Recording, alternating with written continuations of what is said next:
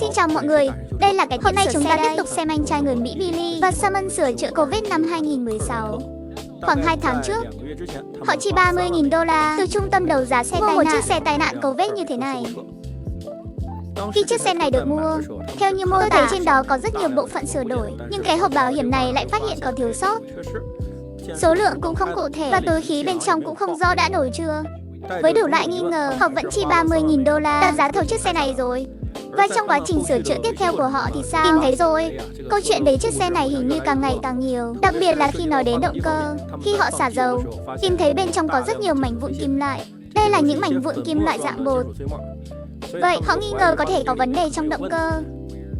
Còn đặc biệt mời chuyên gia đến xem một chút.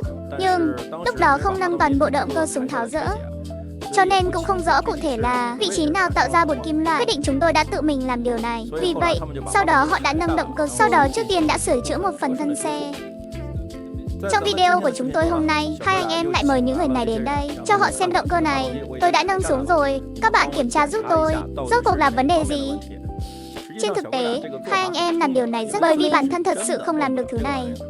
Họ từng tháo dỡ một động cơ, sau đó phát hiện động cơ họ thực sự lắp ráp có vấn đề, sau đó sẽ không tiến hành thao tác tương tự nữa.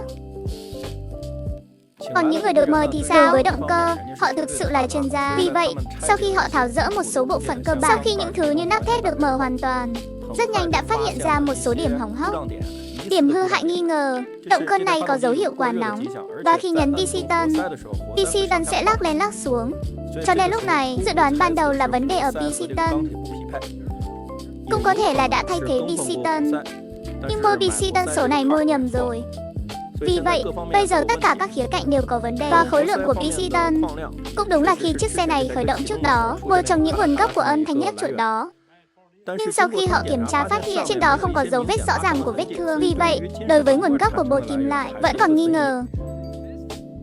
Tháo piston ra xem nhé, dấu vết gõ hai bên rất rõ ràng. Nhưng đối với bột kim loại cụ thể là vị trí nào bị mòn, họ không chắc chắn sau khi tháo dỡ động cơ. Nguồn gốc cụ thể, cho nên họ đoán cái này hẳn là khi sửa chữa trước đó, có thể là dầu khô, không làm sạch, dẫn đến một số bột kim loại còn sót lại. Họ cũng thay thế một bình chứa chất lỏng hộp đáy dầu, cho nên cũng có thể là bên trong bình chứa chất lỏng, cũng có thể là bên trong dầu thay mới. Bây giờ tất cả các khía cạnh của vấn đề đều rõ. Vậy còn hai anh em phần vỏ ngoài của xe gửi trực tiếp đến nơi chuyên sửa chữa động cơ, xem có thể sửa được không. Chủ yếu là khung thép và thay piston. Hơn nữa, còn cần tiến hành một chút kiểm tra. Nếu trước đây đã từng thay thế, có thể liên quan đến chất lượng quá kém, không còn biên độ xử lý nữa. Rất nhiều bạn nói có thể đặt bộ mới, thật sự cũng có thể đi bộ mới, nhưng hai anh em rõ ràng không muốn làm như vậy. Sau khi họ gửi động cơ đi thì tháo dỡ, sửa chữa thân xe. Bởi vì một số bộ phận của chiếc xe này sử dụng vật liệu sợi thủy tinh. Về cơ bản một số thành phần, sau khi xảy ra thiệt hại tương đối lớn thì sao? Chỉ cần thay thế trực tiếp. Nếu là một số hư hỏng nhỏ thì sao? Cửa sổ tam giác phía sau trước đó cũng bị vỡ tan. Vì vậy, họ đã thay đổi một cửa sổ tam giác nhỏ như thế này. Chúng ta dù là xe hơi hay là loại súp đều tốt. Nếu bạn có cửa sổ tam giác nhỏ, cố gắng đừng làm vỡ mảnh kính này, sẽ ảnh hưởng lớn đến xe.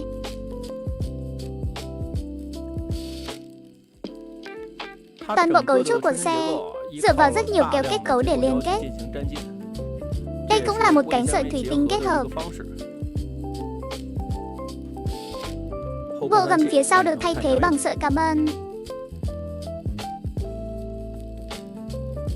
Đây cũng là một số sửa đổi mà hai anh em thường làm, thêm rất nhiều thành phần sợi carbon.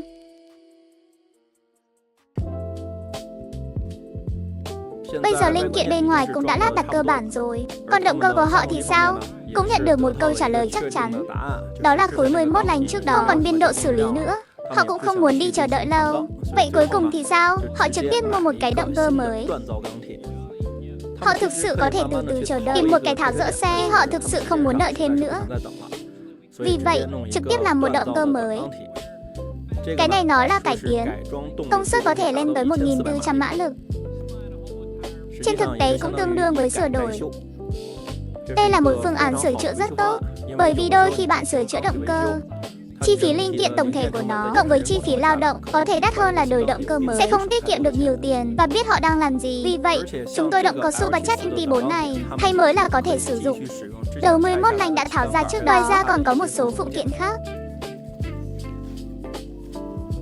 Nhưng đối với việc lắp ráp khối 11 lành này, một số em trai vẫn phải gửi đi để người khác làm cho anh ta.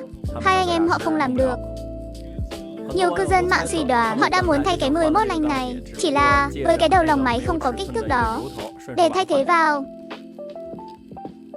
Gửi cho người ta đi lắp ráp động cơ này có thể vài tiếng nữa là xong. Vì vậy, họ tận dụng thời gian cuối cùng khôi phục toàn bộ diện mạo của chiếc xe này. Tiếp theo thì sao? Sẽ không liên quan đến cái gọi là sửa đổi linh kiện, sửa đổi dữ liệu. Trực tiếp đặt động cơ đó lên xe, cắm dây vào là được. Nhưng trên động cơ đó, ngoài ra còn có một bộ hệ thống tăng áp cơ học. Cái này là do chủ xe trước sửa lại. Nhiều cư dân mạng suy đoán rằng sau khi chiếc xe này bị va chạm, không có túi khí nổ, chắc là chủ xe trước đây có liên quan đến một số việc tự làm, là lừa đảo. Nhưng tất cả chỉ là suy đoán, không có bằng chứng chính xác. Người bạn nhỏ xuất hiện trong video trước lại nhắc tôi nhớ hai anh em ở trong nhà để xe. Cháu gái nhỏ của họ sau đó thường sẽ xuất hiện trong video, lớn hơn đứa trẻ này một chút. Thời gian thật sự trôi qua, cảm giác như 8-9 năm rồi. Ngoài ra còn có lắp ráp những thứ như ly hợp, hai anh em vẫn làm được. Đối với động cơ trên, một số bộ phận chi tiết khác, làm thế nào để điều chỉnh van, những công việc lộn xộn này họ có thể không giỏi. Nhưng thay ống hút không khí đi, ống hút, cài đặt bộ tăng áp, những công việc này vẫn có thể làm được. Rốt cuộc chỉ là lắp đặt một miếng đệm, sau đó bạn cài đặt thêm một bộ linh kiện nữa. Về việc vặn mấy cái ốc vít, trước đây chiếc xe này thiếu một ốc vít nắp thép. Họ tìm trong xe rất lâu nhưng không tìm thấy. Bao gồm cả toàn bộ nhà kho tìm nửa ngày đều không tìm thấy. Sau đó lại mua một cái như vậy. Khi họ đang lắp ráp động cơ cho anh ta, nói với anh ta sau khi lấy lại động cơ này, đừng lập tức lên xe chạy, thiếu một bu lông nắp thép không có trong phụ kiện họ gửi đến. Họ tìm toàn bộ nhà kho và bên trong xe bị lật ngược, cũng không tìm thấy. Bây giờ là bước chuẩn bị thay đổi, đổ một ít dầu động cơ vào trước, hơn nữa còn cần bôi lại lên lọc nhớt. Trước khi lắp đặt, tốt nhất là kiểm tra lại. Đây là vị trí lắp đặt của dầu máy, vị trí đó có dính không? Bởi vì có một số khả năng khi vặn xuống, linh kiện cũ có thể rớt lại trên lớp dưới cùng này. Bộ tản nhiệt tương đương với làm một cái phòng ngừa, và dầu họ thêm lần này cũng là dầu làm sạch. Họ cần phải làm gì đó với cái máy này, chạy 3 đến 5 phút. Đây cũng là yêu cầu của nhà máy sửa đổi này. Khi máy hoạt động lần đầu tiên, thêm dầu làm sạch, chạy khoảng 3 phút. Sau đó, thay dầu động cơ trước khi đi hoạt động chính thức. Đây là lắp bộ tản nhiệt. Sau đó bên này là đường ống sửa đổi nạp khí. Thêm dầu máy sạch. Mọi thứ trông có vẻ ổn. Họ chuẩn bị khởi động xe. Đối với dầu làm sạch thì sao? Trên thực tế, rất nhiều cư dân mạng đã làm sạch động cơ thêm 2 lần nữa. Đừng nói chỉ làm sạch một lần là được rồi. Vậy hả? Có thể đối với một số mảnh vụn kim loại bên trong, dọn dẹp tốt hơn. Có rất nhiều người khuyên bạn nên trực tiếp làm sạch dầu đó, đổi lại cho anh ta tất cả những thứ khác. Như vậy, những vấn đề này của vụn kim loại có thể giảm nhiều hơn.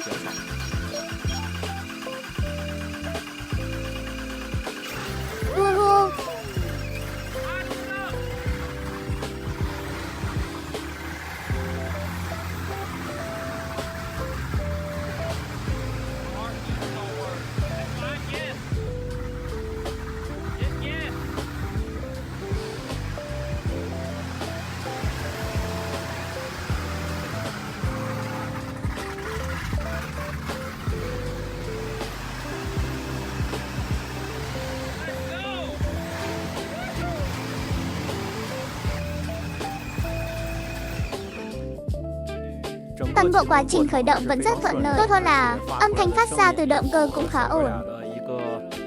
Không phụ kỳ vọng. Nhưng bên này khoang động cơ đang bốc khói. Nhiều bạn bè sẽ nói có vấn đề gì khi sửa đổi tự nhiên không? Thực ra là không. Chắc là có một ít dầu nhỏ giọt vào ống xả của xe. Ống lên rồi sau khi làm nóng sẽ bốc khói. Chờ sau này, dầu mỡ nhỏ giọt đều bị đốt sạch rồi. Sau đó, về cơ bản sẽ không có khói. Chiếc xe này hiện vẫn chưa được lắp ráp xong. Không chỉ là vấn đề ngoại hình kém, khía cạnh động cơ của nó, bộ tăng áp phía trước, những thứ này cũng cần sửa đổi một chút. Trước đây vấn đề bắn hút khí cũng trục trặc. Đây là xả dầu làm sạch. Họ nhìn và nói rằng có một số trong đó là loại vụn kim loại sáng bóng, thực sự thích động cơ mới hoặc trên thực tế, đến thời điểm người nghi ngờ có phải là cái họ đã đổi trước đó không? Dầu động cơ. Cái đó có vấn đề bởi vì họ đã mua một bộ phận tháo dỡ xe đã qua sử dụng. Khi anh ấy đang thay dầu động cơ chính thức, cũng là thay thế bộ lọc tất cả những thứ này. Đừng cảm thấy lãng phí. Loại thứ này sau khi dùng một lần nên đổi thì đổi. Thực ra rất nhiều tài xế cũ đều nói bạn có thể dùng dầu rẻ lọc dầu rẻ, nhưng nhất định phải nhớ bảo trì đúng hạn. Đừng quên thay thế nó. Bởi vì bạn chính là người sử dụng chiếc xe cơ bản. Xe của bạn sẽ làm gì bạn? Xe đã có thể lái bình thường rồi. Những việc cần làm dưới đây không phải là thay thế tất cả các linh kiện. Họ cần phục hồi trong ngắn hạn. Phục hồi này thì sao liên quan đến việc làm lại một số đường ống, bởi vì tác động trước đó dẫn đến một số đường ống đã xuất hiện biến dạng lớn. Còn con đường rộng này thì sao? Đó là vị trí van giảm áp của bộ tăng áp. Họ sửa lại cái này, cài đặt ở phía trước để tản nhiệt đầu trước của máy. Tổng cộng là 2 van giảm áp. May mà thân van không bị hỏng, nếu không sẽ phải chi thêm hơn 1.000 tệ nữa. Bởi vì chúng tôi đã xem một chút, cái thân van này có lẽ dưới 600 đô la Mỹ. Nếu như cộng thêm thuế phí gì đó, ước tính còn phải thêm một chút nữa. Có rất nhiều người không hiểu, nghĩa là tại sao mua đồ ở nước ngoài luôn phải nói về thuế. Chúng ta mua đồ đã sớm nộp thuế rồi. Và họ mua đồ, đó là giá trị của bản thân sản xuất. Sau đó, bạn vẫn phải ở trên mức thêm nữa còn vận chuyển. Bây giờ bạn nhìn thấy những thứ màu đen ở bên trái, anh ấy là van nghiêng. Khi thân van này hoạt động, sẽ có một âm thanh rất hay. Bên này họ cũng đang nói, chính là cái sửa đổi này do chủ xe trước đây làm, rất hữu dụng, nhưng họ sẽ không cân nhắc sử dụng đường ống cũ này. Bên này họ còn làm lại ống uốn cong một chút.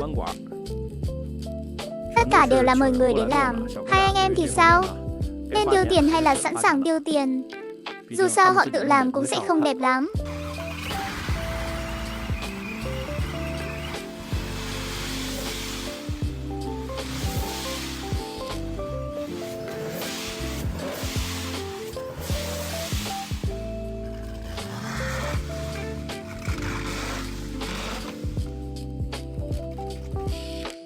Tiếp theo tiến hành cài đặt thành phần cuối cùng. Chủ yếu là một số linh kiện bên ngoài. Và sau khi hoàn thành việc lắp đặt các linh kiện này thì sao? Việc sửa chữa chiếc xe này cũng được coi là chính thức hoàn thành. Thật ra, chi phí sửa chữa của chiếc xe này sẽ cao hơn một chút. Rốt cuộc, nó liên quan đến việc thay đổi khối động cơ. Hai anh em ban đầu nghĩ rằng chiếc xe này có thể sửa được. Nhiều nhất, đó là chiếc động cơ này. Một số thiệt hại đã được sửa đổi. Không ngờ động cơ trực tiếp vứt đi.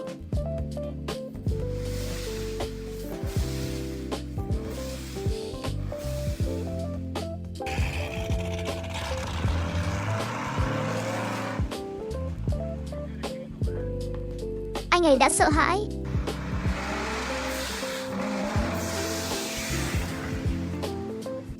Xe sửa xong rồi, lại nhìn hai anh em.